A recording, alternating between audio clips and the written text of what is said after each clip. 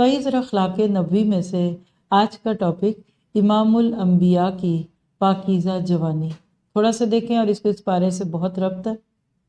رسول اللہ صلی اللہ علیہ وسلم کی ساری زندگی بڑی مثالی اور ہر قسم کی علائشوں سے پاک تھی۔ جس طرح آپ کا بچپن بڑا خوبصورت، منفرد اور نرالا تھا، اسی طرح آپ کی نوعمری یعنی ٹین ایج کا دور بھی بہت عمدہ تھا۔ جس معاشرے میں آپ کو اللہ نے اٹھایا، بگڑا ہوا معاشرہ تھا وہ۔ دور جاہلیت سے اہل مکہ کتنے ہی غلط کام کرتے چلے آ رہے تھے، مگر اللہ تعالیٰ نے آپ کو ان تمام علائشوں سے محفوظ رکھا اور اپنے محبوب کی مکمل حفاظت کی۔ آپ سب یہاں دعا کیجیے۔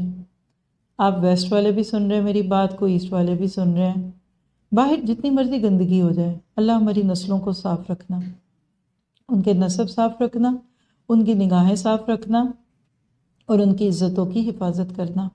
تو ایک واقعہ ابن الاسیر نے نبی صلی اللہ علیہ وسلم کے اخلاق اور کردار، جس کو آج میں ایک لفظ دے دیتی ہوں، کریکٹر سرٹیفکیٹ ہے یہ۔ نبی کی جوانی کتنی پاک تھی۔ ابن اسیر کہتے ہیں کہ اللہ کے نبی صلی اللہ علیہ وسلم اپنی جوانی میں بھی بہت پاک تھے۔ راگ رنگ کی محفلیں، راتوں کو محفلیں سجنا، فن اور انٹرٹینمنٹ کے نام پہ اہل جاہلیت وہ سب کام کرتے تھے، جو آج بھی ہے کم و بیش۔ تو اللہ کے نبی خود فرماتے ہیں کہ اہل جاہلیت جو کام کرتے تھے، میرے دل میں 2 دفعہ کے سوا کبھی ان کا خیال تک نہیں گزرا، مگر دونوں مرتبہ اللہ تعالیٰ نے میرے اور اس کام کے درمیان میں رکاوٹ ڈال دی ہے۔ یہاں عمل کا نقطہ لیجئے۔ اگر آپ کی فطرت سلامت ہے نا، تو آپ ارادہ بھی کبھی کریں گے نا گندی چیز، فحش چیز یا بیکار یا کلام دل فریب یا کوئی ناجائز چیز دیکھنا، سننا، بولنا، اللہ آپ کو اس سے ویسے ہی ہٹا لے گا۔ اس وقت بجلی چلی جائے گی، سوئچ ہی نہیں کام کرے گا۔ کئی دفعہ اللہ اس طرح بھی بندے کو غلط چیزوں سے بچا لیتا ہے۔ اور کہتے ہیں پھر اس کے بعد مجھے کبھی خیال ہی نہیں آیا، یہاں تک کہ اللہ رب العزت نے مجھے رسالت سے مشرف فرما دیا۔ کیا پتہ چلا اللہ نے جن سے اپنے کام لینے ہوتے ہیں نا، ان کی جوانیوں کو پاک کرتا ہے۔ لیکن اس کا یہ نہیں مطلب کہ اگر کسی ینگ بچے نے زندگی میں کوئی غلط کام کر لیا تو اب اللہ اس کو چن نہیں سکتا۔ یہ بھی ایک موضوع ہے۔ حضرت موسیٰ سے تو قتل خطا تک ہو چکا تھا نبوت سے پہلے۔ تو یہ اللہ تعالیٰ کے فیصلے ہیں۔ کوئی ہمت نہ ہارے کہ اچھا پھر ہم نے تو جوانی میں بڑا کچھ کیا ہے تو اب ہم کیسے نیک ہو سکتے ہیں۔ نہیں، اللہ نے دروازہ ہمیشہ کھلا رکھا ہے۔ تو اب واقعہ سناتے ہیں کہ وہ 2 موقعوں میں سے ایک موقع کیا تھا۔ کہتے ہیں کہ میرے ساتھ ایک لڑکا تھا، وہ مکہ مکرمہ میں بکریاں چراتا تھا۔ ایک رات میں نے اس سے کہا کہ تم میری بکریوں کی دیکھ بھال کرنا، میں مکہ مکرمہ جا کر نوجوانوں کی قصہ گوئی کی محفل میں شرکت کرتا ہوں۔ قصہ گوئی کو آج کے دور میں آپ کوئی ڈرامہ، کوئی فن، کوئی شام غزل، کچھ بھی کہہ لیجئے، کوئی ایسی چیز، اور وہاں یہ انٹرٹینمنٹ بہت عام تھی۔ اس نے کہا کہ ٹھیک ہے۔ آپ فرماتے ہیں کہ میں مکہ مکرمہ روانہ ہوا۔ ابھی میں مکہ کے پہلے ہی گھر کے قریب پہنچا تھا کہ باجے کی آواز سنائی دی۔ اب ذرا باجے بجوانے اور بجانے والے سوچ لیں۔ میں نے پوچھا یہ کیا ہے؟ مجھے بتایا گیا کہ فلاں شخص کی شادی ہے۔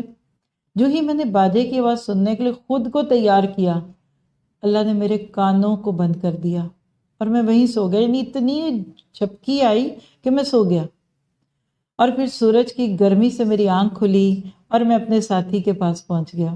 اس نے پوچھا تو میں نے اسے پوری تفصیل بتائی کہ میں تو وہاں پوری رات سوتا ہی رہا۔ یعنی اللہ نے آپ کو سلا دیا، وہ محفل ہوا کہ ختم ہو گئی اور آپ کی آنکھ پھر کھلی۔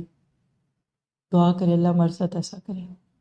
دوسرے ملکوں سے ٹکٹ کٹوا کے جاتے ہیں لوگ شادی بیاہوں کے لیے، اور پتہ نہیں کتنی حجتیں اپنے خلاف اکٹھی کر کے لاتے ہیں، صرف اس نام پہ کہ اب آئے ہیں تو مہندی میں بھی جائیں گے اور ابٹن میں بھی جائیں گے اور محفل غزل میں بھی جائیں گے، اور پتہ نہیں کیا کیا خرافات لے کر اپنے اوپر ایک پٹارا لے کر گناہوں کا آ جاتے ہیں۔ اللہ سے دعا کریں اللہ مجھے ہر گناہ کی محفل سے دور رکھنا۔ چاہے میرے بھائی کے گھر شادی ہے، میری بہن کے، میرے اپنے بچوں کی ہے، میں صاف کہہ دوں گی کہ میں تمہارے ساتھ نہیں ہوں اس میں۔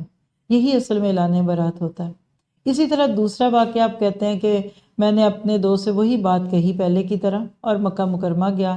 پھر اس رات کی طرح کا واقعہ دوبارہ پیش آیا اور اس رات بھی آپ سوتے رہ گئے۔ اللہ نے آپ کو اپنے فضل کرم سے ان تمام لغویات سے محفوظ رکھا۔ آپ نے ارشاد فرمایا کہ اس کے بعد پھر کبھی اس قسم کی مجلس میں جانے کا اتفاق یا ارادہ نہیں ہوا۔